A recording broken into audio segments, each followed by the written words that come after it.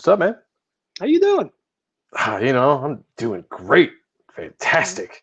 How about you? You're looking good. You're sounding good. I moisturized. Moisturized. I like it. Yeah, I did a little bit of upkeep before I got on here. Right. And Michael Green, what's going on, brother? How you doing? My eye's doing a lot better. When I woke up on Saturday, it looked like I was sharing a scene with like Isis Love, but on the receiving end. It was horrible. Yeah, I was a little worried about you I'm not going to lie. Like, I thought you were going to lose your eye or something. And, you have to go on cable or something. Oh, that would have been cool. I'm not going to, that would have been awesome. But anyway, we've got an hour tonight. So we're going to jump right into this and not babble too incredibly much, like I am apt to do, because I like to talk. I like to hear my voice. I like to see my face. Yeah. It's a very vain thing. But anyway, Thursday night, special show. Welcome, everybody, to the Art and Stuff. I'm Sean Ahrendt, and like Jodeci, I can rock a party like Liberace, and I want you to give me all you got tonight, especially for who we have on for the show. And with me, as always, is my brother in art. The very sexy, the very attractive, the very distinguished. Always narcissistic, but never vain. A staunch defender of Rob Liefeld, and a lover of all things 90s. Joseph Michael Sonntag, or Joe Sonntag if you prefer, or as the Pope likes to call me, JMS. Welcome to the show, everybody. Chauncey, how's it going? What's up, Chauncey? Russ. What's up, Russ? For checking us out tonight. We got a very, very fun show. We're going to jump into the Notti N Nyce world here with some very fun guests. So, Sean, I'm going to have you bring him on because Sean is our official hype guy of the show, as always. The Flavor Flav. All right, we got Marat Mychaels, and busting his cherry tonight is Terry Sala, who is the writer of Notti N Nyce. And do you? Terrence! What up, guys? Hey, guys. Busting cherries tonight. I like it. Yeah. So we have a brand new campaign in a series of Notti N Nyce that you guys just started on Wednesday. Am I correct with that? Last night? Yeah, about 23 hours ago. Yeah, that is awesome.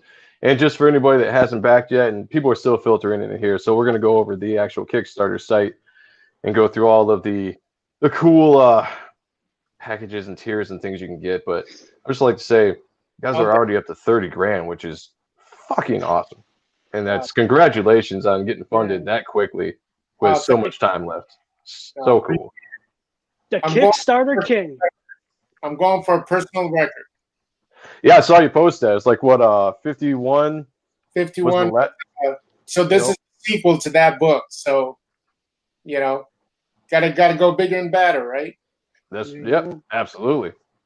So that's how many dropping blue pills everywhere. How many campaigns have you done now? This is you've been doing a lot of them. This makes it a dozen. Wow. Campaign number 12. Whew. Yeah. That's badass, dude. And as Sean and I, we're staring down our first campaigns next year, but to see somebody that's done like 12 plus, man, that's awesome. At this point, it seems like crowdfunding is kind of like your direct tunnel to the fan. Mm-hmm. So just kind of cut out the middleman, and seems to work. People love it. You give them the stuff they want, and it works out. I saw an interesting debate on Twitter the other night with Brett Booth and I think Sweetcast, and there was a couple other guys, and they were talking about the pros and cons to crowdfunding or try to get your stuff published to an indie publisher like Image or whatever. And I joined in the conversation for a split second on my defense, I guess, of crowdfunding. And that was my personal thing, is that if you have a name in the business, which Marat, you obviously do, but most of us don't have names. It's like the only way we can break into the business right now. It's like crowdfunding is really the way to go because you're directly to the consumer and you have an actual relationship with the fans that are supporting you, instead of trying to peddle your stuff to, like an Image who, might not look at you twice because, one, you don't carry a name, you don't have experience, you don't have a catalog of work out there. So it's like crowdfunding is definitely where I think it's at, and you're a living proof of the fact of how successful it is. Well, I mean, look, there's a book that came out last year called Metal Shade, and, you know, the couple that did it, they were convention warriors. You know, they were known on the con circuit, but they weren't like people who worked at Marvel or DC or, you know, any Image or any of the other big, you know, secondary companies. And they had a super successful campaign, and you know, I'm sure they're going to blow it away with their next one, which I know they're planning right now. So that right there is a perfect example. Name or no name, if you have a product that people want, you know, that's the way to reach them. So, you know, and as far as here's my thing about my argument for pro crowdfunding as opposed to going through a publisher, which both, whatever path you choose, that's your path, and that's awesome. And you know, I don't think there's a wrong way to do it. But when you go through a publisher, you have to have a comic book store owner order your book and put it on the shelf. And their margins are so tight, they might not just have the money to put you know, to buy your book. Right. Or maybe they buy a couple of copies. I've said this before. They buy a couple of copies of your book and you get some, you know, shelf space. Well, somebody comes in on Wednesday during lunchtime and they buy your book, and somebody comes in around 6 o'clock after work and buys your book. By the time somebody comes in at 6:15, they don't know your book exists. Yeah, that's a good point. And so unless it's in their pull box, you know, you have no way of letting fans know that your book even exists when you go that route. So it's great if you know, retailer is going to be able to support your book, and maybe they want to, but they just can't. I mean, you know, when you're doing, you know, your numbers, and you look and you go, well, I can either spend whatever $3 on, you know, Notti N Nyce, which I don't know if it's going to sell, or I can, you know, spend that same $3 on an X-Men book. I know there's that X-Men collector who has, you know, every issue or he buys every spinoff. Well, I can't take the chance. I just can't afford to take the chance. Maybe one looks cool and I want to give it a shot and I want to give this creator a shot, but I can't take a chance as a businessman. So from that perspective, you know, crowdfunding is the way to go. Because your reach is, again, that's why you see anybody who's on crowdfunding who's semi-successful, they're not only asking you to pledge for their book, but they're also, you know, screaming, please share, please share, please share. Because again, you know, you might have followers that don't follow me, and you share my campaign, and some guy goes, I like this, I'm going to back it, and he backs it, and he sees me in my update, please share, and he shares, and he, you know, gets another guy to back it. So it's almost like, you know, it's just a way to penetrate the market that I don't think going through a publisher necessarily. So that's just my take on it. Well, you're the publisher yourself now, so yeah. But again, the boot's on you. I don't go through Diamond. You know, I work. Sure. I have a set of retailers that I deal with, and I go directly to consumer. So, you know, there's no middleman. Now, I did say penetrate. Yes, I did. Dirty. I agree with you, Michael. X-Men is not a safe bet anymore. That's for sure. I'm just using it as an example. You know, if it's not X-Men, it's whatever, you know, hot Image book is at the moment, or you know, Kirkman book, or you know, another issue of Spawn, or whatever it is. You know, the new IDW book, or you know, whatever. Boom Studio. You know, Dynamite, another, you know, variant of Vampirella that they know there's a Vampirella fan base that comes into their shop. So from that perspective, you know, again, you just can't afford to take chances. I mean, from talking about, you said I'm a publisher, you know, I can't afford to take shots with certain cover artists, let's say. Sure. Because, you know, this X cost me $500. I know what I'm going to get back with him every time. And, you know, Z over here, I love his work and it's fantastic. But but he's going to cost me 400 and I have no idea what my return is. Right. So at some point I'm going to go, well, I love Z's work, but I know X is the safer bet. And as a businessman, I'm going to go with the safer bet. Sure. So same kind of thought process, with the books you're putting on your shelves. And shelf space is, it's finite. It's not like, even if they ordered one of everything, they couldn't put one of everything up. So. Right. That's actually, I think, one of the best breakdowns I've heard so far of why to go crowdfunding webs. That was good. A lot of information right there. A lot of stuff that actually makes a lot of sense when you're trying to think of weighing the pros and cons.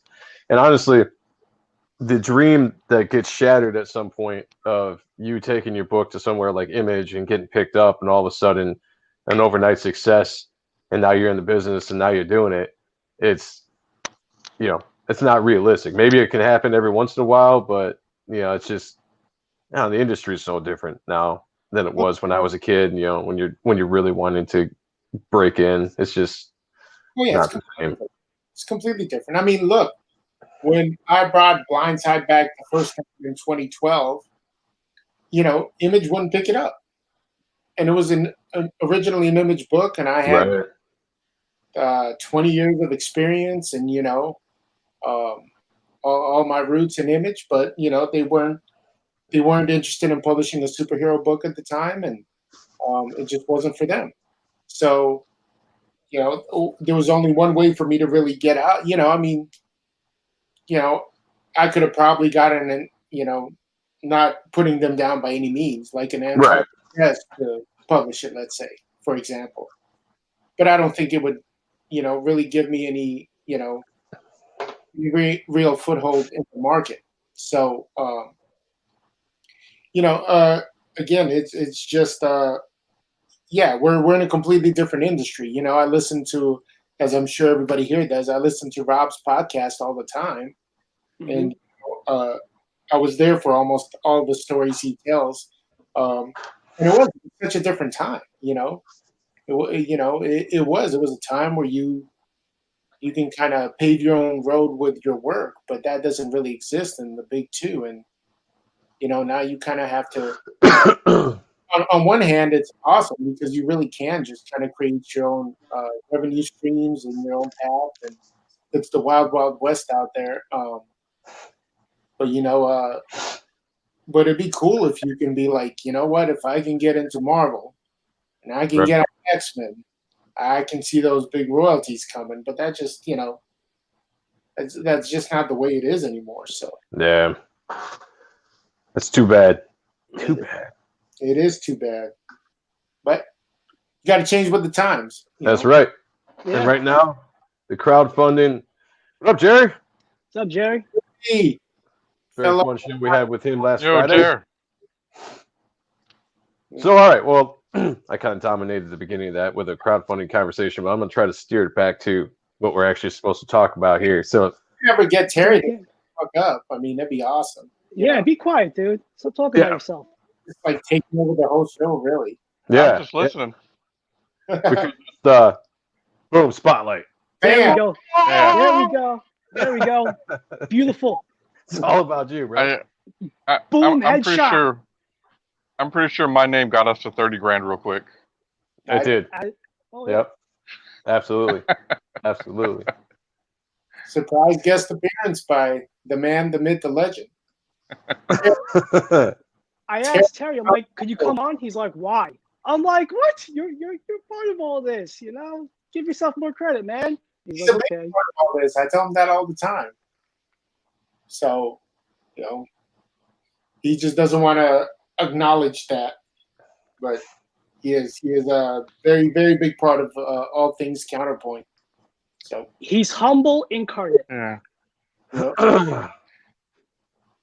Right. Yeah, I have fun. I have fun doing it. A lot of fun. Now, all right, how much freedom do you get when it comes to the stories, Terry? Me? Yeah. Well, it really depends. Like okay.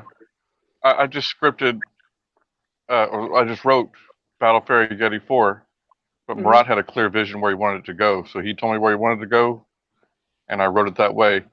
Other times, like with Notti N Nyce, he's like, do whatever you want, and that's why it was so whack. Right. So, Well, no. So No, you guys work off of like a rough like Marvel plot or just general it's ideas? it's more like image scripting. Just I give Jerry like on Notti N Nyce. So I Marco? don't tell him how many panels or anything like that. I just say this needs to happen on this page because that's how he prefers it. Yeah. Okay. Yeah, like the basic Notti N Nyce monthly book. Terry kind of told me like, this is where I'm going with it, and I said, sounds fun, sounds cool. I mean, the Notti N Nyce is supposed to be goofy fun, so it's exactly what it's supposed to be. And so I was like, you know what, Terry, write what you want to write. Jerry, draw what you want to draw. They work together really well. Terry sends me the script, and then I get cool pages in the mail or in my email. And then, Russ, who's joining us here, if he's still here, he's been killing it on the colors. So, that one I definitely give them as much opportunity to be creative as you can give somebody. With this one, with the Kickstarter one, the Return of the Zombie King, basically story was there. I wrote it, and Terry's gonna come in, and he's gonna script it, and then we'll come in and tweak some of the script and stuff. But again, stuff like Do You Poo and Hardly Thin, I got to give credit to Terry for 90% of the story. He's got the crazy clear vision of what he wants to do, and just let him go with it. So that's awesome. I mean, I feel like that's the most fun projects when it's just like that, when you have a lot of freedom to work and explore and work off each other. Yeah, it really is like that. Like with when we were doing a Notti N Nyce story where we were bringing like all the villains back, and as I was writing that story, Marat calls me one day and he's like, "We need to do a fairy one shot." And we were kind of talking about it, and I said, "Well, why don't I put her in Notti N Nyce?" He's like, "Okay." And then as we were talking, I said, "Hey, I want to keep the Yeti around." And then Marat was quiet for a minute, and he goes, "Battle Fairy and the Yeti." It was just stuff like that. That's how that book happened, literally. Yep, I think it's silly stuff, and then we go with it. So, or Terry silly stuff, and we go with it. So you seem like a great boss. Yeah, there you go. I've been on the other side of it, most of my career, and I know you need somebody to sometimes go like you're a little off the track. You got to get back on the rails, but for the most part, when I've been allowed to be creative, that's when you've gotten my best work. Mm-hmm. You got to let creative people be creative, or do it your fucking self. True. The guys who are in the industry who aren't control freaks, they'll give freedom to the people they work with. It's guys who come out of like, oh, I have this great idea, and it's like they'll nitpick everything, in your drawing, like, oh, and in the right corner I want 38 pebbles, and in the left corner needs to be a spider's web because in my story a spider's important on page 42. And Yeah, give you an awesome image, like get out of my way, like let me do what I do, because the less creative you let me be, the more it feels like a job, the worse it's going to be, So, I literally try to let those guys. Plus, you have to, work out the kinks. right. It only happens when you do the work, and if somebody's constantly like, you're never going to draw the perfect page, and you're never going to write the perfect story. So, mistakes are going to happen, and you gotta work them out, and look back and go, oh, I'm not going to do that again, or I didn't realize how bad this was. I'm going to tweak it going forward. So I just think you can't, be that over the top controlling. So plus the coolest thing about comics is the synergy and being able to work with a team, not just my opinion. you know. Yeah. Yeah, I'll definitely agree with that. I think just working on my own project, when I finally started bringing somebody else in, it wasn't just me. There was a lot more energy. There were ideas that were put in that would spark my brain, and all that kind of stuff. So I did. That is definitely the way to go. But as far as anybody that might be watching this that has no knowledge of Notti N Nyce, the story, the characters, why don't you give us a rundown about what the series is about, where you guys started, and then obviously the new projects. Well, I'll tell you where it started. So I was 7 years ago, 8 years ago. I can't even remember how far back it goes. I think it was 2012. I think so. So I was driving. It was right around the holidays. I was driving, and I saw a billboard that had like Santa, and it said, "Have you been naughty or nice this year?" And I was like, "What a great name for like two hot chicks!" And I was doing a lot of stuff with J Company Comics, who were selling, a lot of TNA books at the time. Yeah. So I was kind of getting familiarized with that market. I went home. I looked up Notti N Nyce. I didn't see anything that anybody else had done. And I was literally about 25 days away from amazing Arizona Comic-Con. And I was like, I can put this book together. I can make this happen. And my whole goal was to make an extra $1,000 at one convention. So if you look at Notti N Nyce #1, I just drew things I wanted to draw. Like, I was like, all right, there's two hot chicks, and I want to draw some ninjas, and I want to draw some robots, and I can do those fast. And literally, I penciled it out. We got it inked and colored in about 2.5 weeks. Wow. I was living in California at the time, but the printer was in Phoenix, and I knew if I can get the books, if I can get the files to them in time, we'd have the books for the show. And the miracle was I got Ebass and Mike DeBalfo covers that fast. That was the miracle. Wow. Yeah, that's crazy. They owed me some favors, so I called those in. And literally one show was going to be the goal. And Bill J from J Company Comics helped me sell them all. And we did, I think I walked out with about $2,500 after, Nice. After everything, which I was like, this is awesome. Right. And that was it. I was like, I didn't see this as a long-term thing. I was like, sweet. So about a month later, I get a call from Bill, and he's like, hey, all the guys that bought Notti N Nyce #1 want to know when #2 is coming out. And I was like, #2? Like, I ain't got nothing for #2. So, but, so again, he was like, well, WonderCon is coming up, and WonderCon is usually around March. And this is like, early February. So I was like, all right, well, I guess I'm going to go with this. And I was like, well, what do I want to draw #2? And if you look at #2, there's dinosaurs. They're flying, and from issue 1, their last page, they get into their jet, and they go fly back home. And thank you, Michael. I appreciate it. Mike. So, their jet gets hit by something, and you fall out of the sky on this island, which has dinosaurs. And, again, there was no, I was like, all right, we're going to do #2. We'll see how it works out. And #2 did really well. So then all my buyers who bought at WonderCon were like, when's #3 coming out? Like, Amazing Las Vegas, because that was the next big show I was going to do.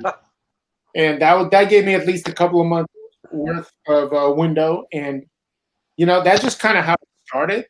And at that point, it was under a company called Contraband, which was actually my buddy's company. Absolutely, Marco. Hey, here's where the money is. That's John's company, right? John Goff, yeah. Yeah. So John Goff, who has worked as an editor for Todd McFarlane Productions and a writer, and it was kind of, Contraband was kind of his company with me and Jim Hanna as part of it. But John calls me up because he's in video games. He's like, hey, man, having a hard time with this Notti N Nyce thing because he scripted the first couple of issues. He's like, I was like, oh, what's wrong? And he was like, well, I work in the video game industry, and this is, a TNA book, and there's a lot of women, and I don't want to get in trouble for this. And, and I was like, oh, I see your point, but my counterpoint to that is this is the book that's making the most money. And, like, yeah, but I don't really want to get in trouble, da-da-da. And I was like, all right, cool. And then I was like, I guess I got to start my own company because I'm not going to stop this. When you see the train has left the station, you're not like, oh, slow this train down. I was like, I'm broke. Like, this is like conventions is my income. So, and that's where Counterpoint Comics came from. I was like, what am I going to call it? And I was like, well, I didn't tell John, like, I see your point. Here's my counterpoint. So that's just what I'm going to call the company. Nice. And then I think Terry came along when we started doing Do You Poo and Hardly Thin. Were those the first two, and then Notti N Nyce? Yeah, Do You Poo was first. Remember, Matt Weldon was going to draw it first. I do. Yeah, and then he, like 2 months later, he said he was too busy. And then after that, me and Jerry did Notti N Nyce 9, and then Hardly Thin was after that. Yeah. So basically, it was like it had just gotten to the point where I was like, I don't have any silly stories in my brain anymore. Like, and I think Terry, like, I would run stories by you because, like, number 4 has, sandals and. So we literally, I would run these stories by Terry, and then I was like, hey, you want to write this thing? And Jerry was coming along. He was starting to do a lot of drawing. And Notti N Nyce was basically like just people I would meet at conventions and friends. I'd be like, hey, you want to do an issue? And I'd be like, all right. And there was one issue where it was like it took place in the 90s. So I, used an artist who had a really, really kind of dated 90s looking style. And, we played around. Dietrich, who's a buddy of mine. The nice guy, Sean. Super talented. What's that? I said he's talking about the nice guy. Not Dietrich. Sean, no. You know who I'm talking about. Yeah. He's so nice. Dietrich owes me money, so I would call Dietrich DP instead of paying me back what you owe me. Why don't you draw me this issue? So, and it was the easy out for him, and we just got, and it took off, and then when we did our first Kickstarter, it like exploded. So it completely came out of nowhere, but that's kind of the origin of Notti N Nyce. And it's a success on the convention circuit because my friend Lee Farley of NYHC Hardcore Comics in New York, they have a shop and they were set up in NYCC, and in one of the boxes is just variants of your book.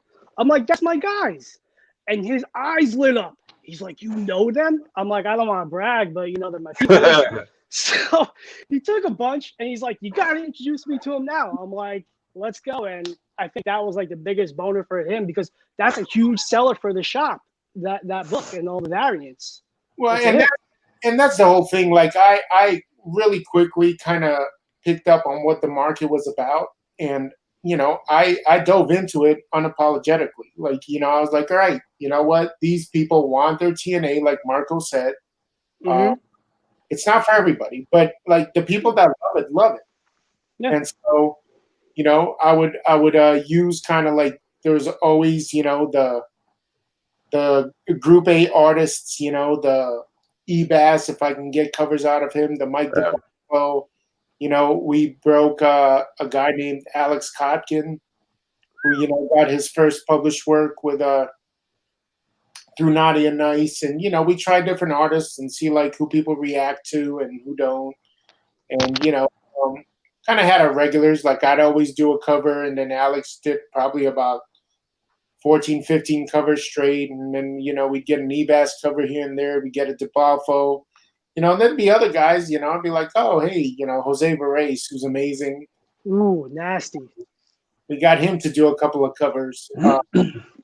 And again, at the time, I was literally like, my margins were really low. Like, so I remember with Jose, like I went through his portfolio and there was a couple of cool sketches, and I was like, hey, if I buy these sketches from you, could I use them as covers? Because these look like my characters. Because it was just like a hot blonde and hot brunette. And he was like, oh yeah, do you need me to tweak anything? I was like, well, if you can draw a tattoo on this one. And he was super cool, and he sold me the sketches for like, it was ridiculous, like $100 for 2 sketches. Wow. And I paid a great colorist named Juan Fernandez to color him up. Mm-hmm. Juan killed him. And all of a sudden, one of them was the hottest covers we had ever had. So, you know, it was stuff like that. Like it was not this like overnight instant success. And even now, people like, oh man, you made, you know, $30,000, which is fantastic. Like, don't get me wrong. Right. But like, let me tell you, Ebass isn't cheap. Mike DeBoff is not cheap. Dan Mendoza's not cheap. You know, Kendrick Lim's not cheap. Piper Rooted.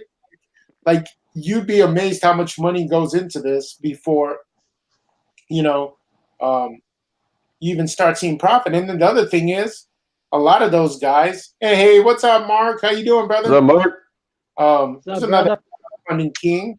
He's killing it. Absolutely. You know, like when you're in the variant cover game, like you got to get these guys way ahead of schedule. So Sure. I'm taking all this money, and it's none of it's going in my pocket. It's all going to these other guys. Like, hey, I need a cover from you. Get that done. I need a cover from you. I'd rather stack them, you know, and have those covers sitting there waiting. Or else, like, even now, Ebass has been working on his cover for 3.5 months.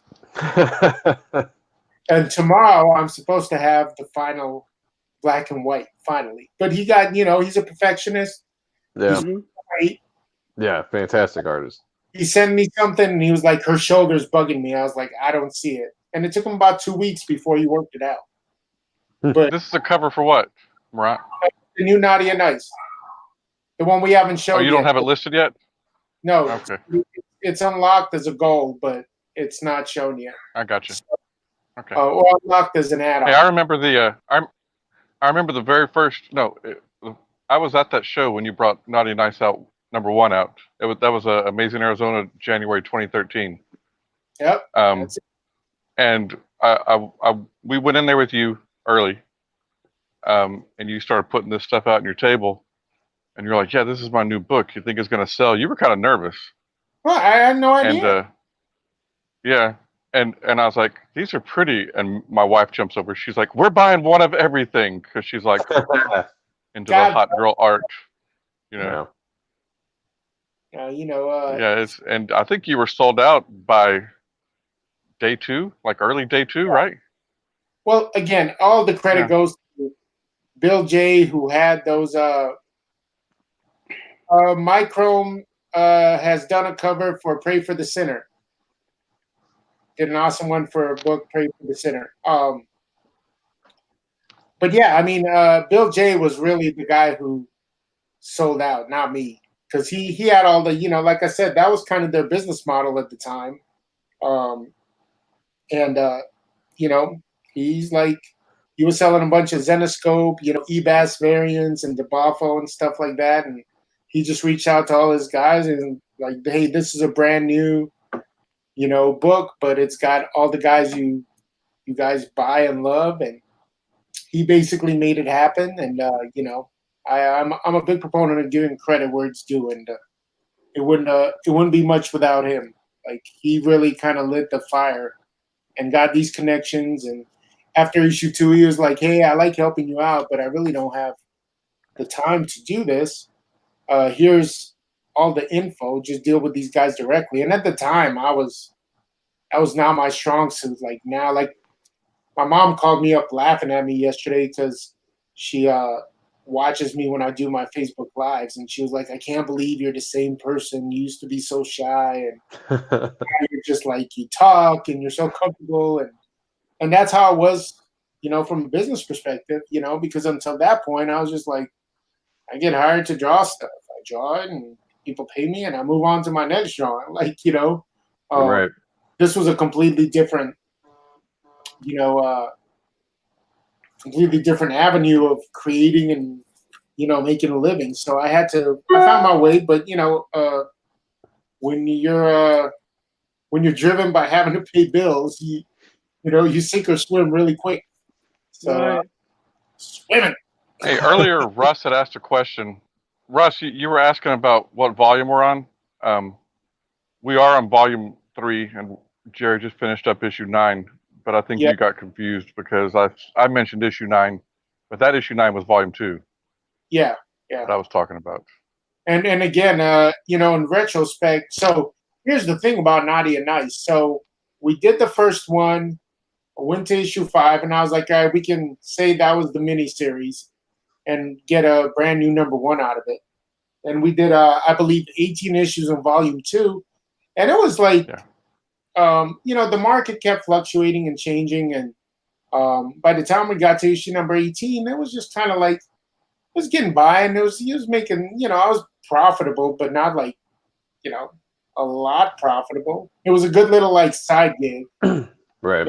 So that's why we're like, you know, this is something that we need to try to crowdfund at this point. And that's when we did volume 3, and we called volume 3 Menage a Trois. We added a third girl, you know, gave us like a brand new number 1. And I think that first crowdfunding was actually kind of what reignited it, because it introduced it to a huge fan base. And it's been this weird cross-pollination of Pooh fans discovering Notti N Nyce, or Notti fan. What's up, Ray? How you doing, buddy? You know, Harvey Finn fans discovering Notti N Nyce, and this weird cross-pollination where this thanks, bud. Appreciate it. So yeah, like in retrospect, like I wish we didn't have 3 volumes because it's very confusing, but it was done out of necessity, not out of like you know, at the time, like I said, it was profitable. It was a good, like, all right, you know, keep this going every 3 months, put out another issue. But you know, the Kickstarter, besides the initial money we made on it, really reignited the book. And then retailers started coming in doing their own retailer variants, and that really kind of pushed it. So well, before we get so we've been going almost 40 minutes. Let's bring up the Kickstarter and let's take a look at it. Excuse me.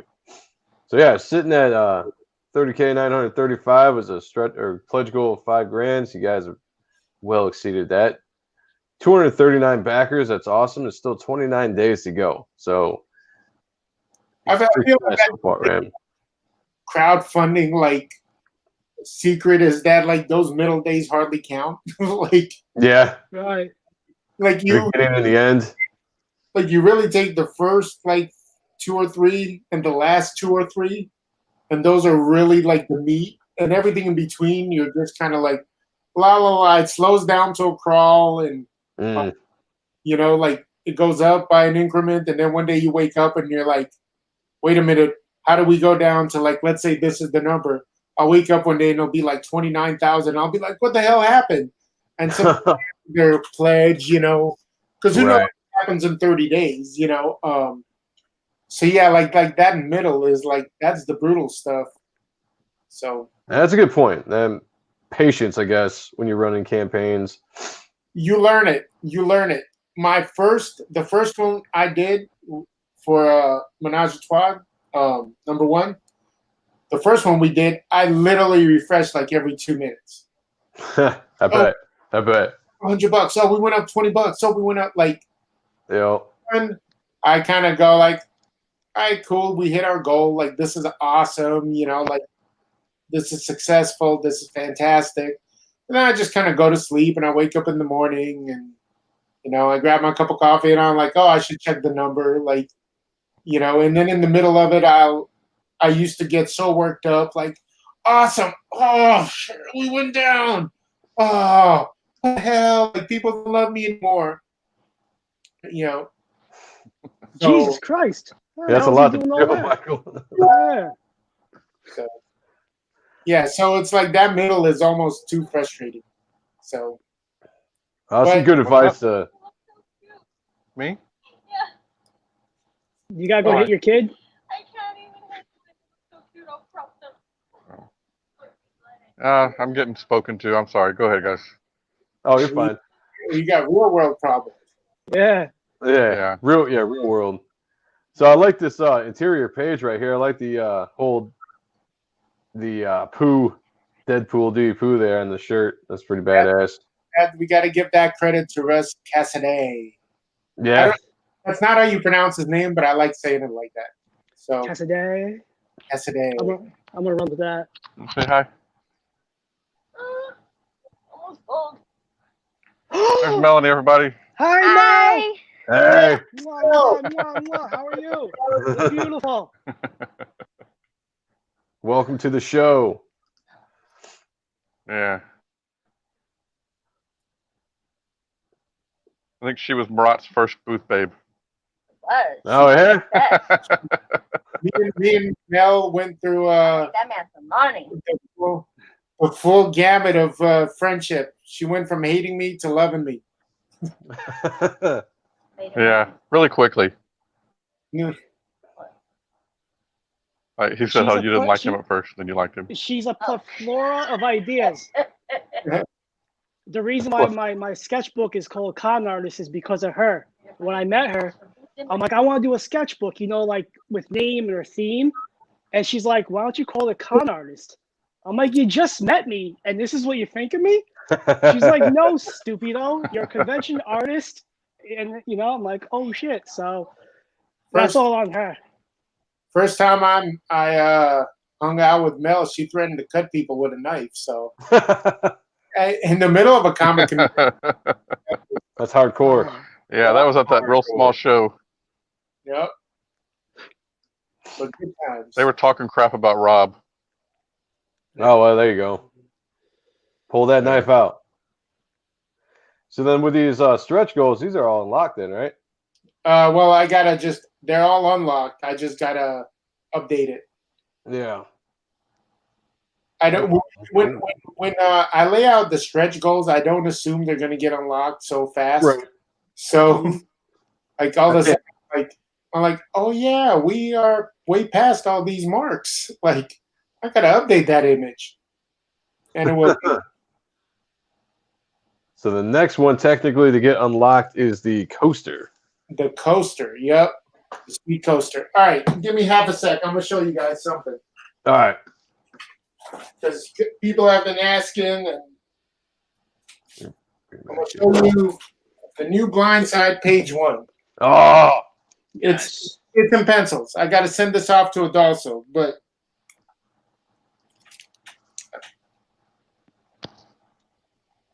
I don't know if you guys can see it. I should probably take it out this I'm gonna back. say a little bit. Yeah, that glare. Yeah, the blind side, man. I'm extremely excited about that. You got me hard like a roll of quarters right now. Look at Yeah. that. How many pages have you done already? We are Nice. 19, 20 pages in to a 48-page graphic novel.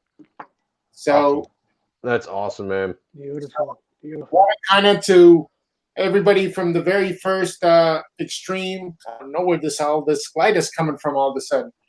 But the very first Blindside that we did, people loved that Blindside was spelled out in the buildings. Yeah, I would say that's really Yeah. cool. I can see that from the Kind of wanted to take the original and kind of remix it. So there you go.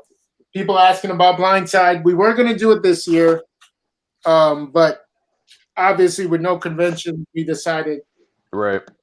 better route. Yeah, like here's the original. Yeah.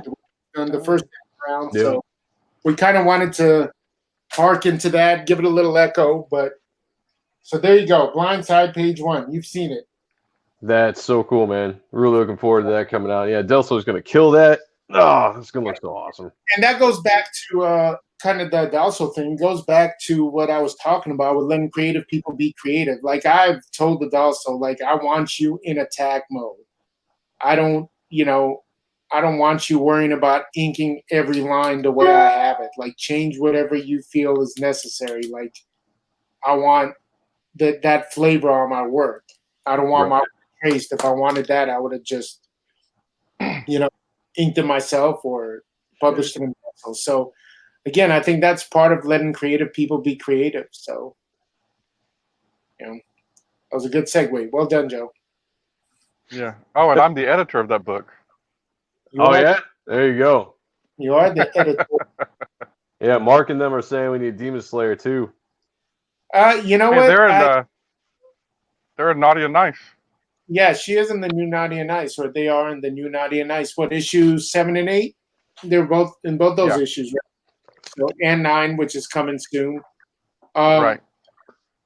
The thing with Demon Slayer is I would love to do like a line of every character I ever created, but I have to pick and choose what we're going to focus on, and part of it is my focus for 2021 is definitely going to be Pray for the Sinner and Blindside. So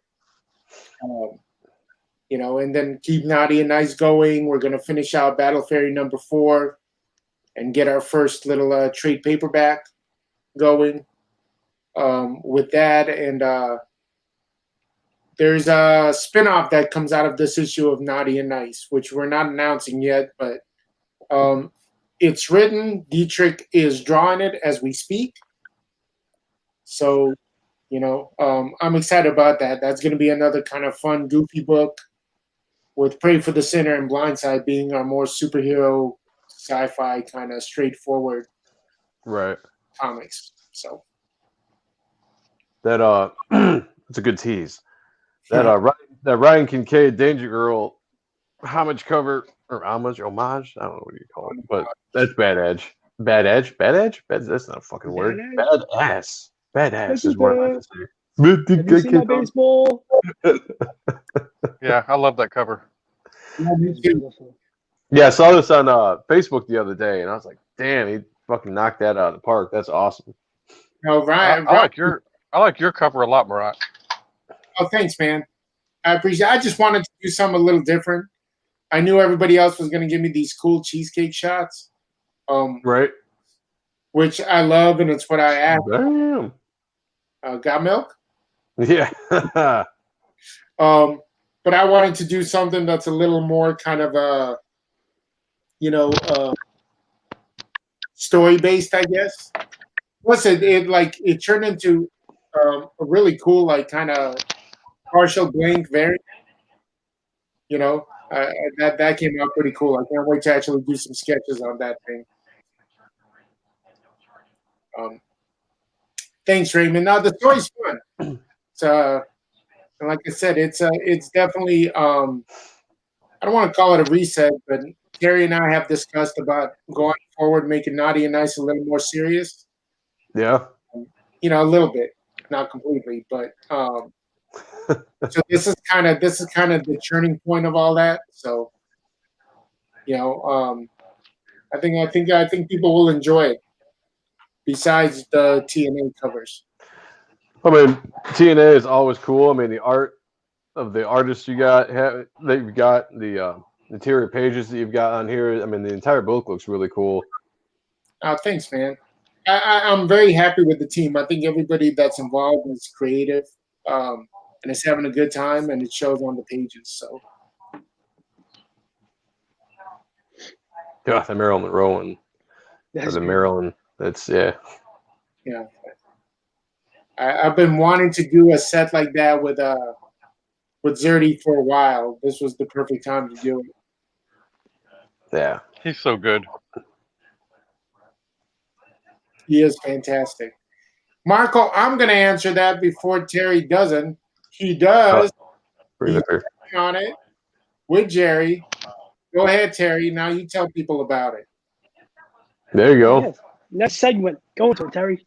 Good segue. Oh, see, it just popped up on. I didn't. It just barely popped up on my screen. Yeah, I'll bring it back up. I didn't even see his question. Yeah, me and Jerry are working on something. Did he mention it last week? I don't think he. No. I don't think he did he? Off camera, I Really? believe he did. Okay. I Really? was gonna say, I mean, it's not really that secretive. We put up some preview art on our pages and stuff. It's a kind of a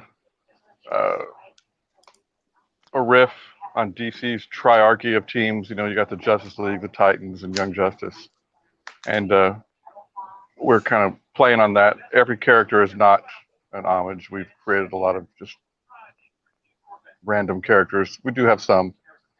And issue 1 starts off with, well, we're calling it the Just. Issue 1 starts off with all of the adults being dead. All, you know, if it was in DC, all of the Justice League is dead, gotcha. and that's how issue 1 starts. And you got to figure out how it got to that point. But yeah, it's coming slow. Jerry's gotten so much better since the first issue we did. I guess it was 6 years ago when we did Naughty and Nice 9. I think we've done over 20 issues now of Naughty and Nice, but together, if you count specials and the 0 issue and stuff like that. His stuff has really gotten good. But yeah, it's coming. Probably mid next year, somewhere around there. Is that going to be crowdfunded as well? I'm pretty sure. Yeah. We had a big discussion about it a few weeks ago, and it looks like that's the way we're going to go. Yeah, I don't want to. We did talk to Jerry about that off screen last week. I didn't think we talked about it live, so I don't want to say anything. I think it was live too. Did we talk about it live? Yeah. Sometimes the off screen and the live blend in my mind. I can't remember, so I just try to keep quiet about it all. But anyway, sounds pretty cool. Cocaine's a hell of a drug. Hell of a drug. Deviated septums. Yeah, but that's really the only creator-owned thing I'm working on. I was recently approached by somebody who owns an old defunct 90s company who's bringing it back, but there's nothing set in stone yet. But that might be something as well. Nice. Yeah. Yeah, that sounds awesome. We'll be on the lookout for that. Yeah. I was going to mention how Marat said we're going to like tone down the humor, and it's not going to be. I guess the goofiness will be gone, but there's still going to be like the one-liners, you know, the zingers, like stuff like that. I got to put those in there. Yeah. Sometimes I'll be reading something I wrote for the first time, and I'll be cracking up at it, and Melly's like, "Are you really laughing at your own writing?" Yeah. I'm like, yes. I'll be like, I wrote this 7 months ago, and I'm just seeing it for the first time. I forgot. Sure. Dude, I died at the Christmas, but when I finally got to read the Christmas special, I was cracking up with the whole elf and all that stuff. Funny stuff. So we just brought on McLean McGuire to start lettering all the books, but until now, I've been lettering it myself. Just for time constraints, it's like the Naughty and Nice is so light. I literally will letter the book in half a day. No. Yeah. So a lot of times, like I'll read the plot, but I won't really read the script until I do the lettering, and then when I do the lettering, I'll start cracking up because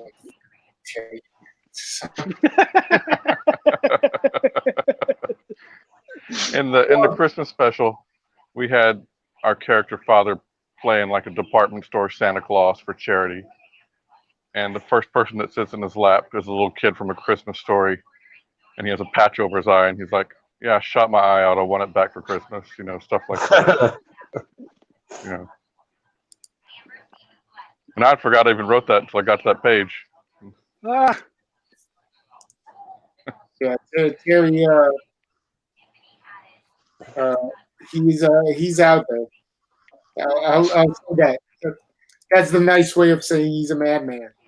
Yeah, and Bad Girl Apocalypse.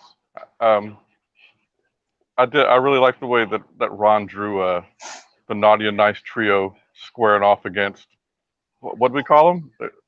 They weren't Danger Girl. What do we call them? You expect me to remember?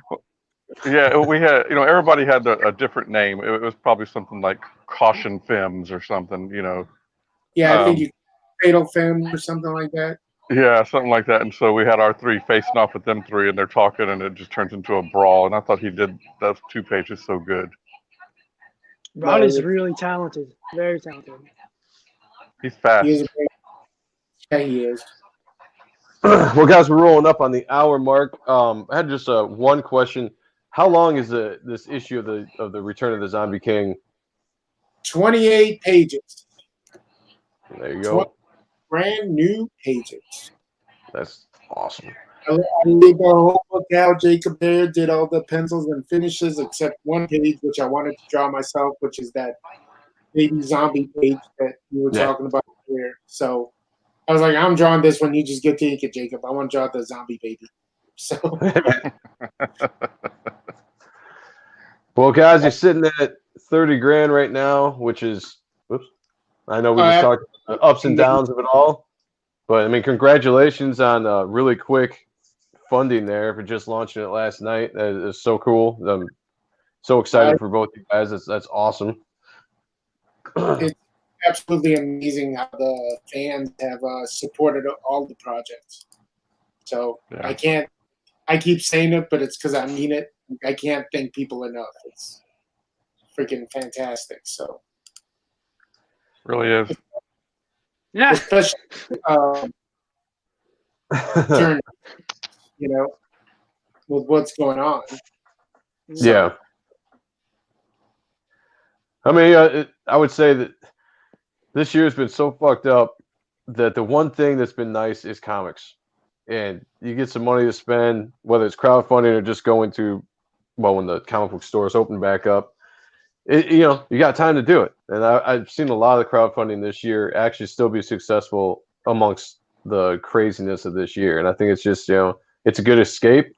It's a good fantasy just to jump in, whether it's action or tits and ass and, or horror, it doesn't matter. I mean, it's a good escape for people. So the fact that you're able to just provide that is awesome. And one, throughout the time that we all are dealing with shit, but you're still helping everybody kind of get out of it for a second.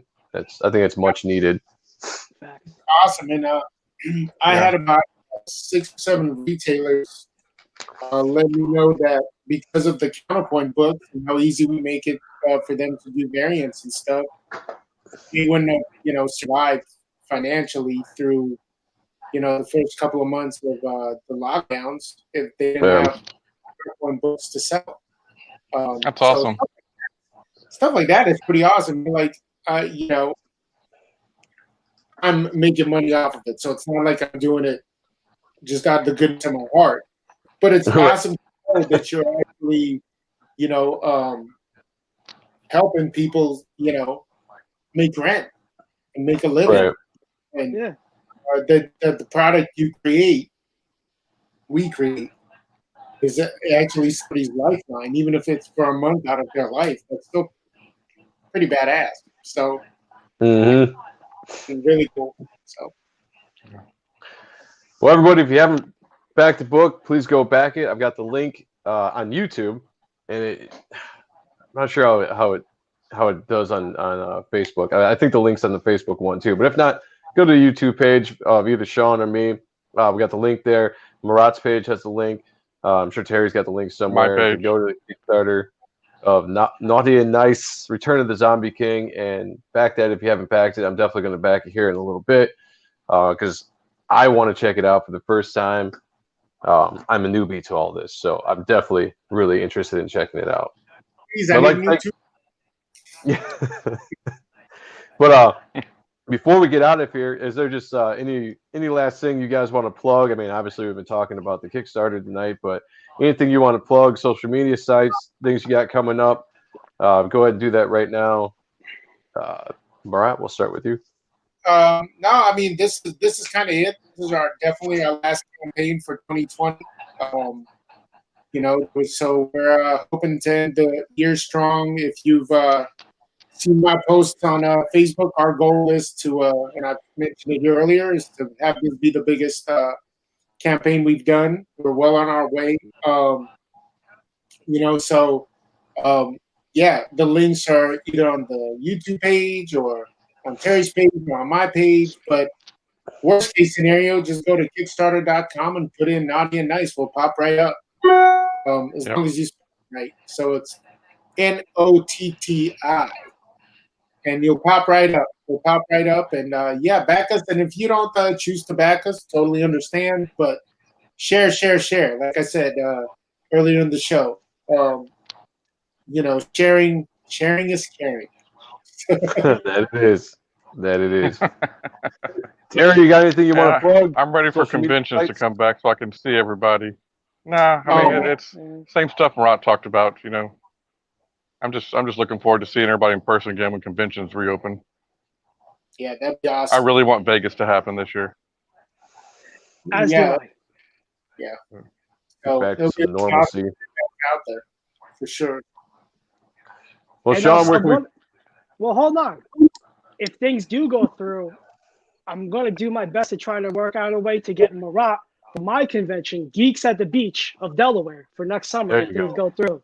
So if we can make magic, he'll probably be the guest of honor and all that stuff. So show him a good time. Let us hope that we get back to normal, because that sounds fun. Yes, I'll show you the big D. Oh, you can relax. Usually when Sean makes magic, it's ugly. I pull out. D. I say, what's the big D here we're talking about there? Delaware. Oh, okay. All right. I got to make Delaware cool somehow. Yeah.